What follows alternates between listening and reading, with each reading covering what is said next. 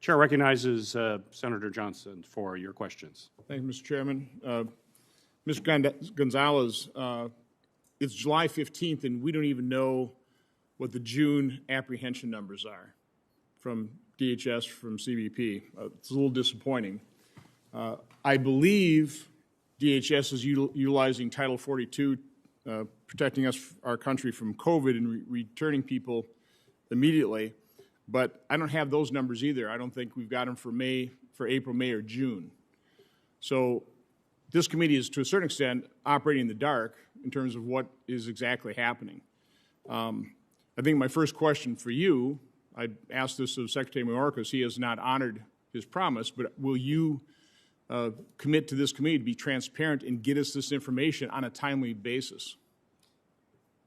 Absolutely, Senator Johnson. You, in your role here, Congress, and in your role here in this committee, provides a very critical oversight. If confirmed, I will make sure that we're working in a timely manner, providing you with the necessary information. It's important for you to be able to. Okay, I'll hold you to that commitment. Now, I think the next point is, I don't believe we have any idea where the people that are being processed and dispersed. And let's face it, when the administration says they're fixing this problem, all they're doing is they're getting more efficient at processing and dispersing people to all points in America. And I don't think anybody knows where they're going. As Senator Portman was talking about, they get a list of ICE officers because they don't know where they're going. I think that's absurd. Do you agree with me that we have no idea where these people are going? Senator, it is concerning to not have that information. Do you think states and cities ought to be told when an airplane full or a busload of people that have come to this country illegally and are being dispersed by DHS, do you think they ought to be told when they're getting a batch of these individuals? I think coordination with local, state partners is very important. That's something I've experienced with, and I think it is important to make sure we're communicating information with them and sharing it. But we're not sharing that with any state or local government, are we? I'm not in the role yet. Well, when you were sheriff of Houston, did DHS tell you that, by the way, a busload's coming up from McAllen and we're going to terminate it and drop these people off in Houston? Were you ever told that? No, sir. How much experience did you have in Houston with gang activity? I have a great deal of experience. I've worked on gang murders before that had obviously a gang nexus, as well as currently we operate in a number of different avenues to combat gang crime in our community. Which were the prominent gangs in Houston that you dealt with? We have some of the local ones like Tango Blast. It's known, the Bloods, the Crips, Southwest Cholos, MS-13.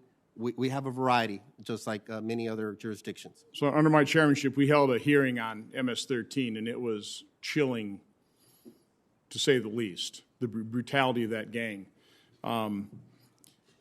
When we are apprehending 6,000 people a day, overwhelming CBP, that's opening up corridors for drugs, for gang members, for very unsavory individuals to, the gotaways. There's 6,000 apprehended, 1,000 known gotaways. We have no idea how many unknown gotaways. This is way more than a crisis, and it's continuing, by the way. What percent of the individuals do you believe are going to show up at an ICE office, having been dispersed with just the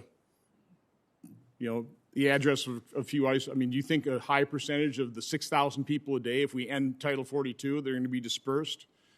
Do you think they'll show up in an ICE office? If confirmed, I would want to understand what criteria CBP is using, what information they're gathering. Ultimately, they make those decisions on NTAs in comparison to NTRs. And so I would want to see what criteria and then what information is being utilized so we could work effectively so that we can keep an eye on the security of our homeland. But again, we don't even know where they're going. So we don't know where they're going.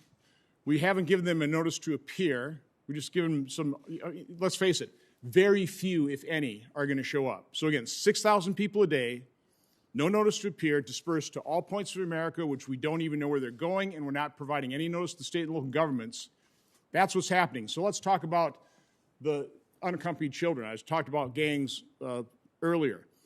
What we don't talk about very often is the fact that when we talk about unaccompanied children, I certainly think of 2- and 3-year-olds, right? We see all the pictures. The press always shows the pictures, at least during the last administration.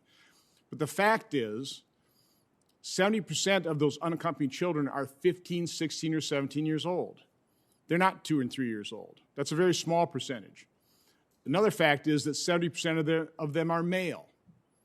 So having experience with gangs, wouldn't you say a 15, 16, 17-year-old immigrant male would certainly fit the profile of somebody who might be in a gang or be recruited by a gang or be used by the drug traffickers to traffic their drugs, right?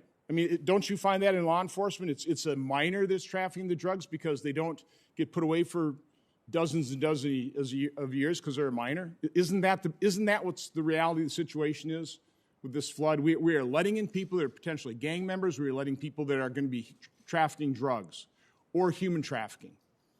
Isn't that your experience as Houston's sheriff? I'm always mindful of not profiling and developing any stereotypes in my work, so I try to look at the facts. That's not profiling. No, but I'm saying at the end of the day, they're still teenagers. I know that if they're coming into our country, they're processed through CBP. There's different screenings that are done. And at the end of the day, they're still teens. And I think that HSI is a preeminent law enforcement agency when it comes to investigating how criminal networks are manipulating the immigration system to take advantage of these individuals. And I think it's important that we use our resources to combat and dismantle those criminal networks. Mr. Gonzalez, you are engaging the same state of denial of reality that is happening under this administration with DHS and Secretary Mayorkas. And if you're denying the problem, we have no chance of fixing it whatsoever. This is a crisis that's not being addressed. It's a tragedy for this nation. Thank you, Mr. Chairman.